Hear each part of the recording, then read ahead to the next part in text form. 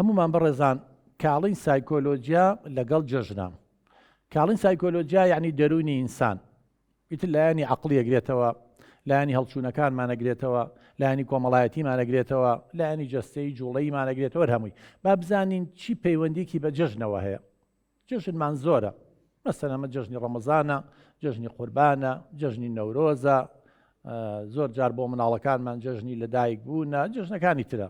ئێمە لێرە باسی جەژنی ڕەمەزانەکەین. طبعاً یەکەم شت بەڕێزان، جەژن پێداویستێکی دەرونیە. لەوانەیە بەڕێستان پرسیاری ئەو بکەن چی پێداویستێکی دەرونی؟ یعنی دەرونی مرۆڤ پێویستی پێێتی.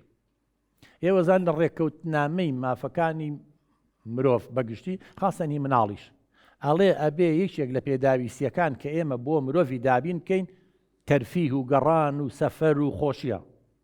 کەواتە کە ئەم جەژنانە هەیە، ئەمە نەک لای ئێمە، لە هەموو دنیا جەنابتان ئەزان جەژن هەیە. یەکێکە لە دەرفەتەکان بۆ ئەوەی مرۆڤ هەست بە خۆشی بکە، لەزەتی لێوەرگرێ، ڕۆتینی ڕۆژانە بشکێنێ، ماوەیەک لە ئیش و کار دوور کەوێتەوانێ. کەواتە وەکو دەرونی مرۆڤ ئێمە هەر یەکێ لە ئێمە بەڕێزان، یعنی ئەگەر هەر یەکێ لە ئێمە ئێستا دڵمان تەنگا، خەمۆکین، بێزارین، بێتاقەتین، با بڕۆینە ئەو دەشت و دەرە، بزانە پاش نیو سەعات داری دەرونیەکە دەگۆڕێ یا ناگۆڕێ. کەواتە سەیران و گەڕان و چوونە دەرەوە لە جەژنە، یا ئەگەر بتوانین ئێمە خۆ ئێمە نابێ بەس لە جەژنە، یعنی بە دوای کاتێکا بگەڕین حەز و ئارەزوەکانمان تێرکەین، یا بە دوای کاتێکا بگەڕین مناسبێ بگەڕین بۆ ئەوەی لەم جەنجاڵی ڕۆژانە و ئیشکردن و چی دوورکەوینەوە. حەقم ئێمە هەفتانە خۆتان نەزان نسال لە زۆر وڵاتی ئەوروپی دوو ڕۆژێ ولا ئێمە شەممە و جومعان هەیە.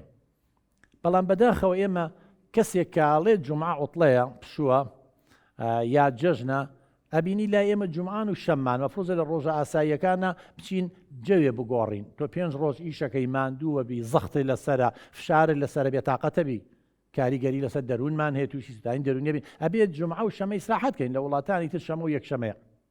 بەڵام ئێمە بەداخەوە بەهۆی ئەم قەیرانی ئابووری و بەهۆی ئەم کێشانەی کە هەمانە، ئەبینی یا هەندێک جاریسان تەماعی هەیە، ئەبینی ئەو دوو ڕۆژەشی ئیشەکات. چۆن خەمۆکی زیان نابێ، چۆن دڵڕاوکی زیان نابێ، چۆن سترێسەکان لەسەری زیان نابێ.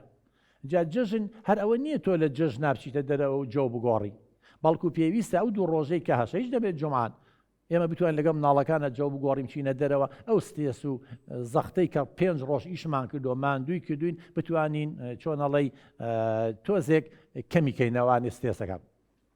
یەکتر بەڕێزان هەندێک کەسەیە، تەمەنەوە قسەی من نییە، توێژینەوەی زانستیە، لەوانەشە بەڕێستان کەسێ بناسن لەوانە، هەندێک کەسێ مدمین بووە، ئالوودە بۆ لەسەر ئیشکردن.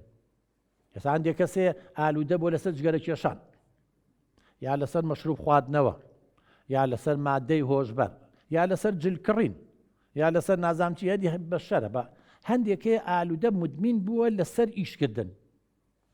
ئەم جەژنانە زۆر باشە بۆ ئەوانە، چونکە ئەگەر لە هەر شوێنێ بێ خەڵکەکە دوکانێک بێ، دوکانەکە داخراوە ناچێ بچێەوەیش، مەعمەلێ بێ، دائیرەیە بێ، کەواتە جەژنی بۆ ئەوانش باشە کە خۆیان بە ئیرادەی خۆیان نەیەنەوێت جەو بگۆڕن، ئیسراحەت بکەن، پشوو بن، بە ناچاری جەژنەکە لەبەرەوەی دام و دەستگاکان نامێنێت. ئەو کەسانە ئەتوانی ماوەیەک لە مەیدانی ئیشکردن دووریان بخەیتەوە، کە بەداخەوە ئیشکردن بەشێکە لە ژیانی ئینسان بەڕێزان.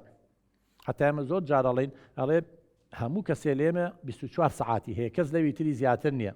هەڵە بیکە بە 3 هەشتی دانێ بۆ خەوەکەت، بۆ ئەم جیاز و بۆ ئەم جسمە، 8 دانێ بۆ ئیشکردن و مستەقبەلتە بەیانیەکی بۆ قوتابخانەی خوێندنگای 4 ساعتی تۆ سعیەکەی وەزیفە و هەیە لە بەیانیان لە 8ەوەی بۆ 4 ساعتەکەیە کرێکارێک هەر شتێک بە ئیشەکە. 8 دانێ بۆ حەز و ئارەزوەکان و شتەکانی تر. ئێمە ئەو هاوسەنگێمان تێکگاوە، بۆیە لەلایەنی دەرونیەوە زۆر بەمان کێشەمان هەیە. دەکرێت جەژن ئێمە بکەین بە مناسبەیەکی ئاوا تا بتوانین ئەو کەسانش دوور خەینەوە لە بواری ئیشکردن کە مدمین بوون، یعنی بەدەست خۆیان نییە بەبێ ئیش ئیسراحەت ناکەن، بەڵام جەژن ناچاریەکە، ئیجباریە، کە ئەمە ژێشێکی ترە لە قازنجەکانی. یەکتر لە جەژنە کە ڕەبتە بە سایکۆلۆجیەتی ئینسانەوە، ئێمە یەکتر لە پێداویستیە دەرونیەکانی ئینسانمان هەیە بەڕێزان پێڵێن ئینتیما، یعنی وابەستەبوون. هەر یەکێ لە ئێمە ئەبێ ئینتیمای هەبێ، وابەستەی هەبێ بۆ خێزانەکەی، بۆ دراوسەکانی، بۆ کۆمەڵەکەی، ئەگەر لە مەکتەب بێ بۆ قوتابخانە خوێندنگاکای، ئەگەر لە ئیش بێ بواری کارکردنی، لە جەژنە ئێمە ئەو ئینتیمایە ئەو وابەستەبوونە کە پێداویستێکی دەرونی ئینسانە بە پێی تیۆرەکەی ماسلۆ لە جەژنە تێرەکرێ. یعنی تۆ سەردانی ماڵە خزمەکەی، سەردانی کەسوکارت دەکەی، سەردانی دراوسێکانت دەکەی.